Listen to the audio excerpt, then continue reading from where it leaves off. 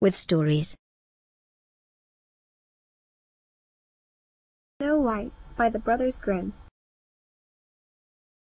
It was the middle of winter, and the snowflakes were falling like feathers from the sky, and a queen sat at her window, working, and her embroidery frame was of ebony. And as she worked, gazing at times out on the snow, she pricked her finger, and there fell from it 3 drops of blood on the snow.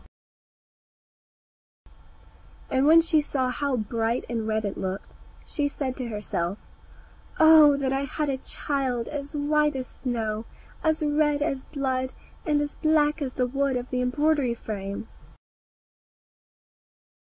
Not very long after, she had a daughter, with a skin as white as snow, lips as red as blood, and hair as black as ebony, and she was named Snow White. And when she was born, the queen died. After a year had gone by, the king took another wife, a beautiful woman, but proud and overbearing, and she could not bear to be surpassed in beauty by anyone. She had a magic looking-glass, and she used to stand before it and look in it, and say, "Looking-glass upon the wall, who is fairest of us all?" And the looking-glass would answer, "You are fairest of them all." And she was contented, for she knew that the looking-glass spoke the truth. Now Snow White was growing prettier and prettier, and when she was 7 years old, she was as beautiful as day, far more so than the queen herself. So, one day, when the queen went to her mirror and said, "Looking-glass upon the wall, who is fairest of us all?" it answered, "Queen, you are full fair, 'tis true, but Snow White fairer is than you." This gave the queen a great shock, and she became yellow and green with envy, and from that hour her heart turned against Snow White, and she hated her. And envy and pride like ill weeds grew in her heart, higher every day, till she had no peace day or night. At last she sent for a huntsman, and said, "Take the child out into the woods, so that I may set eyes on her no more.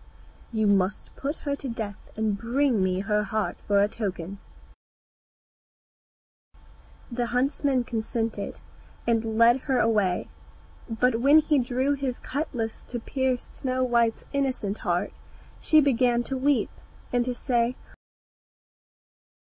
"Oh, dear huntsman, do not take my life. I will go away into the wild wood, and never come home again." And as she was so lovely, the huntsman had pity on her, and said, "Away with you, poor child." For he thought the wild animals would be sure to devour her, and it was as if a stone had been rolled away from his heart when he spared to put her to death. Just at that moment a young wild boar came running by, so he caught and killed it, and taking out its heart, he brought it to the queen for a token. And it was salted and cooked, and the wicked woman ate it up, thinking that there was an end of Snow White. Now, when the poor child found herself quite alone in the wild woods, she felt full of terror, even of the very leaves on the trees, and she did not know what to do for fright. Then she began to run over the sharp stones and through the thorn bushes, and the wild beasts after her, but they did her no harm.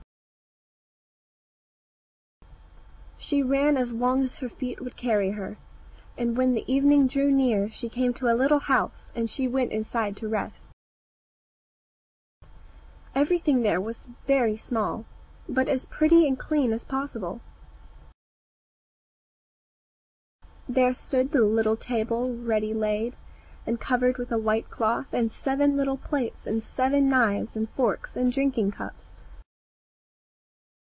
By the wall stood 7 little beds, side by side, covered with clean white quilts.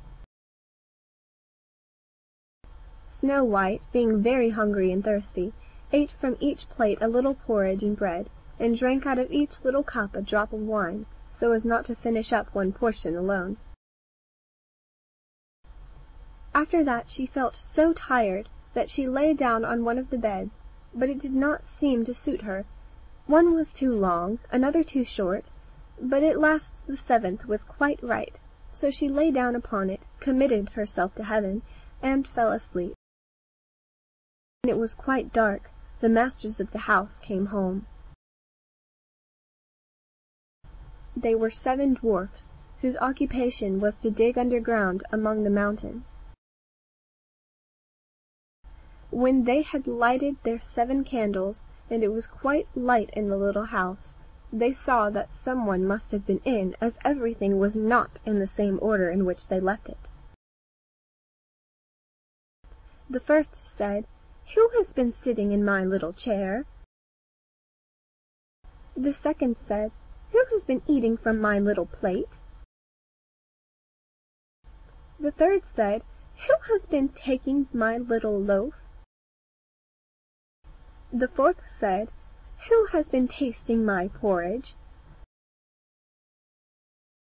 The fifth said, "Who has been using my little fork?" The sixth said, "Who has been cutting with my little knife?" The 7th said, "Who has been drinking from my little cup?" Then the first one, looking round, saw a hollow in his bed, and cried, "Who has been lying on my bed?" And the others came running, and cried, "Someone has been on our beds too." But when the 7th looked at his bed, he saw little Snow White lying there asleep. Then he told the others, who came running up, crying out in their astonishment, and holding up their 7 little candles to throw a light upon Snow White. "Oh goodness! Oh gracious!" they cried. "What beautiful child is this?" And were all so full of joy to see her that they did not wake her, but let her sleep on. And the 7th dwarf slept with his comrades, an hour at a time with each, until the night had passed. When it was morning, and Snow White awoke and saw the 7 dwarfs, she was very frightened, but they seemed quite friendly, and asked her what her name was, and she told them. And then they asked how she came to be in their house. And she related to them how her stepmother had wished her to be put to death, and how the huntsman had spared her life, and how she had run the whole day long, until at last she had found their little house. Then the dwarfs said, "If you will keep our house for us, and cook and wash, and make the beds, and sew and knit, and keep everything tidy and clean, you may stay with us, and you shall lack nothing." "With all my heart," said Snow White, and so she stayed, and kept the house in good order. In the morning the dwarfs went to the mountains to dig for gold. In the evening they came home, and their supper had to be ready for them. All the day long the maiden was left alone, and the good little dwarfs warned her, saying, "Beware of your stepmother. She will soon know you are here.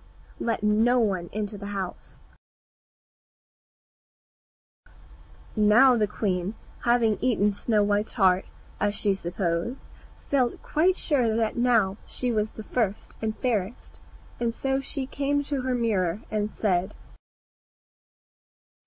"Looking-glass upon the wall, who is fairest of us all?" And then the glass said, Queen, thou art of beauty rare, but Snow White, living in the glen with the 7 little men, is 1,000 times more fair. And she was very angry, for the glass always spoke the truth, and she knew that the huntsman must have deceived her, and that Snow White must still be living. And she thought and thought how she could manage to make an end of her, for as long as she was not the fairest in the land, envy left her no rest. At last she thought of a plan. She painted her face, and dressed herself like an old peddler woman, so that no one would have known her. In this disguise she went across the 7 mountains, until she came to the house of the 7 little men, and knocked at the door, and cried, "Fine wares to sell, fine wares to sell." Snow White peeped out of the window, and cried, "Good day, good woman. What have you to sell?" "Good wares, fine wares," answered she, "laces of all colors." And then she held up a piece that was woven of variegated silk. "I need not be afraid of letting in this good woman," thought Snow White, and she unbarred the door and bought the pretty lace. "What a figure you are, child," said the old woman. "Come and let me lace you properly for once." Snow White, suspecting nothing, stood up before her, and let her lace her with the new lace. But the old woman laced so quick and tight that it took Snow White's breath away, and she fell down as dead. "Now you have done with being the fairest," said the old woman as she hastened away. Not long after that, towards evening, the 7 dwarfs came home, and were terrified to see their dear Snow White lying on the ground, without life or motion. They raised her up, and when they saw how tightly she was laced, they cut the lace in 2, and she began to draw breath, and little by little she returned to life. When the dwarfs heard what had happened, they said, "The old peddler woman was no other than the wicked queen. You must beware of letting anyone in when we are not here." When the wicked woman got home, she went to her glass and said, "Looking glass upon the wall, who is fairest of us all?" And it answered as before, "Queen, thou art of beauty rare, but Snow White, living in the glen with the 7 little men, is 1,000 times more fair." When she heard that, she was so struck with surprise that all the blood left her heart, for she knew that Snow White must still be living. "But now," said she, "I will think of something that will be her ruin." And by witchcraft she made a poisoned comb. Then she dressed herself up to look like another different sort of old woman. So she went across the 7 mountains, and came to the house of the 7 dwarfs, and knocked at the door, and cried, "Good wares to sell, good wares to sell." Snow White looked out and said, "Go away, I must not let anybody in." "Oh, but you are not forbidden to look," said the old woman, taking out the poisoned comb and holding it up. It pleased the poor child so much that she was tempted to open the door, and when the bargain was made, the old woman said, "For once your hair shall be properly combed." Poor Snow White, thinking no harm, let the old woman do as she would. But no sooner was the comb put in her hair than the poison began to work, and the poor girl fell down senseless. "Now, you paragon of beauty," said the wicked woman, "this is the end of you," and went off. By good luck it was now near evening, and the 7 little dwarfs came home. When they saw Snow White lying on the ground as dead, they thought directly that it was the stepmother's doing, and looked about, found the poisoned comb, and no sooner had they drawn it out of her hair than Snow White came to herself, and related all that had passed. Then they warned her once more to be on her guard, and never again to let anyone in at the door. And the queen went home and stood before the looking-glass, and said, "Looking-glass upon the wall, who is fairest of us all?" And the looking-glass answered as before, "Queen, thou art of beauty rare, but Snow White living in the glen with the 7 little men is 1,000 times more fair." When she heard the looking-glass speak thus, she trembled and shook with anger. "Snow White shall die," cried she, "though it should cost me my own life." And then she went to a secret, lonely chamber where no one was likely to come, and there she made a poisonous apple. It was beautiful to look at, being white with red cheeks, so that anyone who should see it must long for it, but whoever ate even a little bit of it must die. When the apple was ready, she painted her face and clothed herself like a peasant woman, and went across the 7 mountains to where the 7 dwarfs lived. And when she knocked at the door, Snow White put her head out of the window and said, "I dare not let anybody in. The 7 dwarfs told me not to." "All right," answered the woman. "I can easily get rid of my apples elsewhere. There, I will give you one." "No," answered Snow White, "I dare not take anything."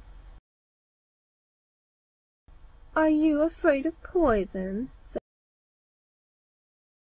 the woman. "Look here, I will cut the apple in 2 pieces. You shall have the red side, and I shall have the white side." For the apple was so cunningly made that all the poison was in the rosy half of it. Snow White longed for the beautiful apple, and as she saw the peasant woman eating a piece of it, she could no longer refrain, but stretched out her hand and took the poisoned apple.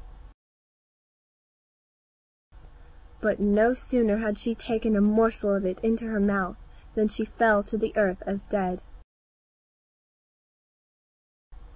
And the queen, casting on her a terrible glance, laughed aloud and cried, "As white as snow, as red as blood, as black as ebony, this time the dwarfs will not be able to bring you to life again." Then she went home and asked the looking-glass, "Looking-glass upon the wall, who is fairest of us all?" At last it answered, "You are the fairest now of all." Then her envious heart had peace, as much as an envious heart can have. The dwarfs, when they came home in the evening, found Snow White lying on the ground, and there came no breath of her mouth, and she was dead. They lifted her up, thought if anything poisonous was to be found, cut her laces, combed her hair, washed her with water and wine, but all was of no avail. The poor child was dead, and remained dead, Then they laid her on a bier, and sat all 7 of them round it, and wept and lamented 3 whole days. And then they would have buried her, but that she looked still as if she were living, with her beautiful blooming cheeks. So they said, "We cannot hide her away in the black ground." And they made her a coffin of clear glass, so as to be looked into from all sides, and they laid her in it, and wrote in golden letters upon it her name, and that she was a king's daughter. They sat the coffin out upon the mountain, and one of them always remained by it to watch. And the birds came too, and mourned for Snow White, first an owl, then a raven, and lastly a dove. Now for a long while Snow White lay in the coffin and never changed, but looked as if she were asleep, for she was still as white as snow, as red as blood, and her hair was as black as ebony. It happened, however, that one day a king's son rode through the woods, and up to the dwarf's house, which was near it. He saw on the mountain the coffin, and beautiful Snow White within it, and he read what was written in golden letters upon it. Then he said to the dwarfs, "Let me have the coffin, and I will give you whatever you like to ask for it." But the dwarfs told him that they could not part with it for all the gold in the world. But he said, "I beseech you to give it me, for I cannot live without looking upon Snow White. If you consent, I will bring you to great honor, and care for you as if you were my brethren." When he spoke so, the good little dwarfs had pity upon him, and gave him the coffin, and the king's son called the servants, and bid them carry it away on their shoulders. Now it happened that as they were going along, they stumbled over a bush, and with the shaking, the bit of poisoned apple fell out of her throat. It was not long before she opened her eyes, threw up the cover of the coffin, and sat up, alive and well. "Oh dear, where am I?" cried she. The king's son answered, full of joy, "You are near me." And relating all that had happened, he said, "I would rather have you than anything in the world. Come with me to my father's castle, and you shall be my bride." And Snow White was kind and went with him, and their wedding was held with pomp and great splendor. But Snow White's wicked stepmother was also bidden to the feast, and when she had dressed herself in beautiful clothes, and went to her looking-glass, and said, "Looking-glass upon the wall, who is fairest of us all?" The looking-glass answered, "O Queen, though you are of beauty rare, the young bride is 1,000 times more fair." And she railed and cursed, and was beside herself with disappointment and anger. First she thought she would not go to the wedding, but then she felt she should have no peace until she went and saw the bride. And when she saw her, she knew her for Snow White, and could not stir from the place for anger and terror. For they had ready red-hot iron shoes, in which she had to dance until she fell down dead.